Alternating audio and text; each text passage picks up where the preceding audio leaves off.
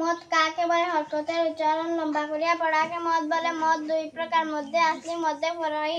মধ্যে আসলি কাকে বলে? মধ্যের হরফের পরে হামজা অথবা সাকিন না আসিলে মধ্যে আসলি বলে। মধ্যে ফরহি কাকে বলে?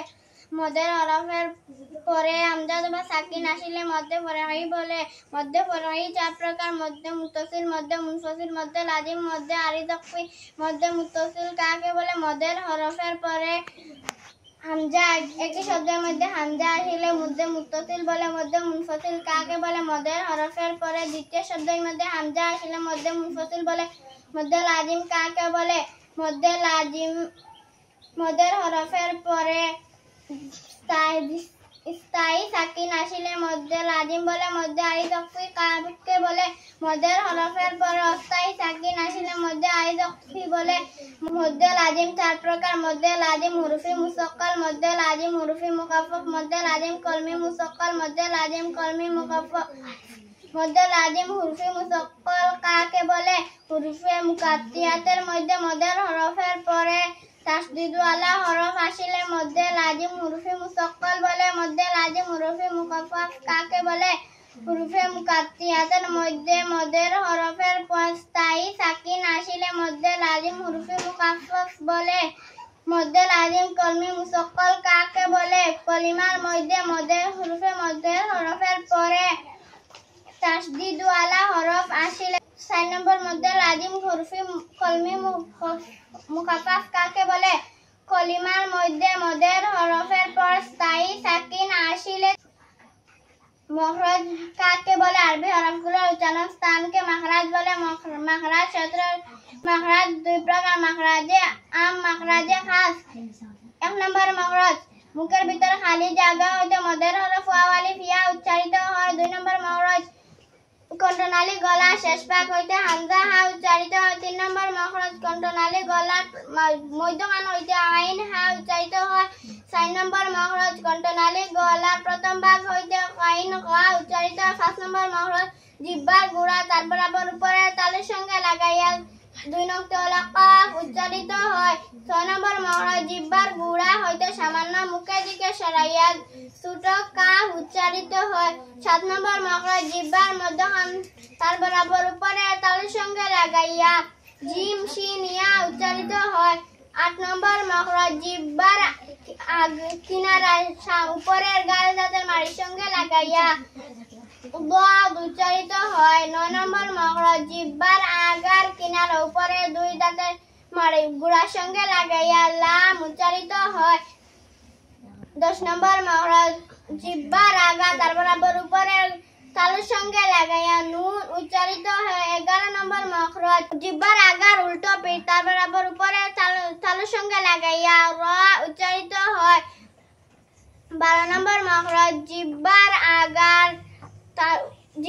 আগা উপরের দুই দাঁতের গুড়ার সঙ্গে লাগাইয়া তা দাও তা উচ্চারিত হয়। 13 নম্বর মখরাজ জিহ্বার আগার উল্টো জিহ্বার আগা সামনের নিচে দুই দাঁতের পেট ও আগার সঙ্গে লাগাইয়া সিন সাদ উচ্চারিত হয়। 14 নম্বর মখরাজ জিহ্বার আগা সামনের উপরের দুই দাঁতের আগার সঙ্গে লাগাইয়া উচ্চারিত হয়।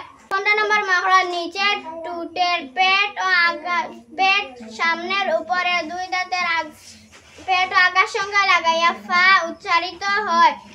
16 নম্বর মখরাজ দুই টুটের ভিজা অংশ মিলিত হয়ে বা উচ্চারিত হয়। দুই টুটের শুকনো অংশ মিলিত হয়ে মিম উচ্চারিত হয়। 17 নম্বর মখরাজ জিহ্বা নাকের বাঁশি হইতে গুন্না উচ্চারিত হয়, যেমন আম্মা, আন্না।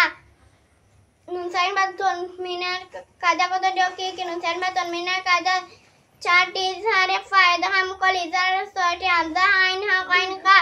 নুন সাইন বা তনমিনের পরে ইজহারের 6 হরফ হইতে যে কোনো এক হরফ আসলে ওই নুন সাইন বা তনমিনকে গুন্না না করিয়া স্পষ্ট করিয়া পড়িতে হয়। ইফার হরফ 15টি, তা সা জিম দাল জাল জা সিন সিন সাদ দাদ তা জা ফা কাফ কাফ। নুন সাকিন বা তনমিনের পরে ইফার 15 হরফ হইতে যে কোনো এক হরফ আসিলে ওই নুন সাকিন বা তনমিনকে গুন্না করিয়া লুকাইয়া পড়িতে হয়।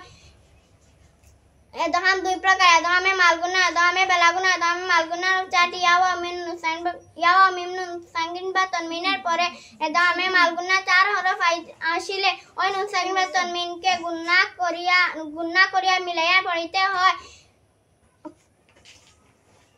এদহামে বেলাগুনা হরফ দুইটি রালাম নুন সাকিন বা তানমিনের পরে এদহামে বেলাগুনা দুই হরফ হইতে ওই নুন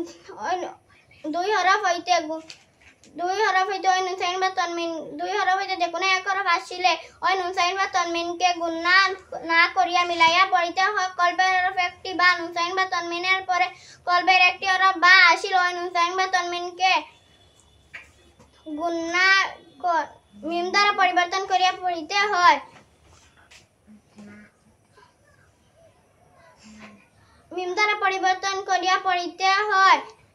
মিম সাকিনের কায়দা কতটি কি মিম সাকিনের কায়দা তিনটি ইজহারে শফঈ ফা শফঈ এদহামে শফঈ ইজহারে শফঈ কাকে বলে? মিম সাকিনের পরে বা মিম ছাড়া অন্য কোন হরফ আসিলে ইজহারে শফঈ বলে।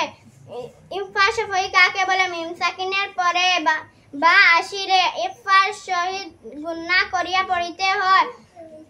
এদহামে শফঈ কাকে বলে? মিম সাকিনের পরে মিম আসিলে এদহামে শফঈ বলে।